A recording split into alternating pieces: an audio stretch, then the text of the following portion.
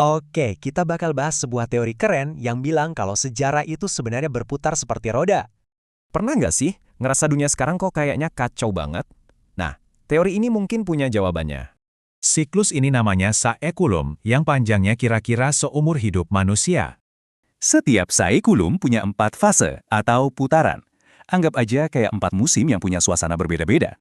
Ini dia, 4 musimnya.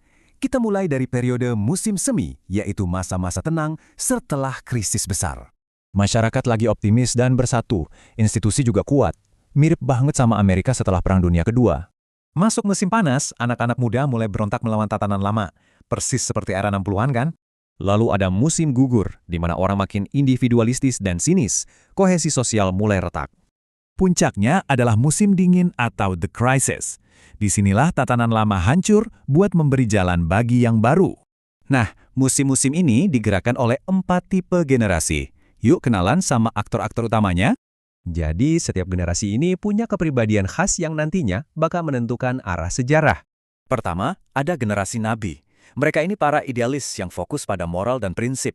Lalu ada nomad, si pengembara. Mereka lahir di zaman rusuh, jadi tumbuh jadi pribadi yang tangguh dan pragmatis.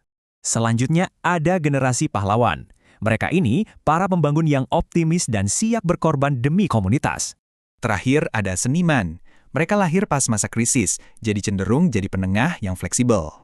Kalau kita lihat ke belakang, pola siklus krisis dan pembaruan ini konsisten banget loh, terjadi berulang kali. Siklus kita yang sekarang ini dimulai tahun 1946. Artinya, kita sudah lewatin 3 musim pertama. Menurut teori ini, krisis finansial global tahun 2008 adalah pemicu yang membawa kita ke musim dingin.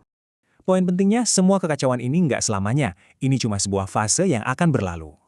Jadi, setelah musim dingin yang berat ini, teorinya bilang kita akan masuk musim semi yang baru.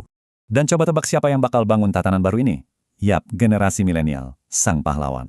Era baru ini diprediksi akan membawa kemakmuran dan stabilitas lagi, mungkin mirip era 50-an. Jadi, meskipun fase ini terasa berat, teori ini menawarkan pandangan yang optimis tentang masa depan. Pertanyaannya, kalau sejarah adalah siklus, dunia seperti apa yang akan kita bangun di musim selanjutnya?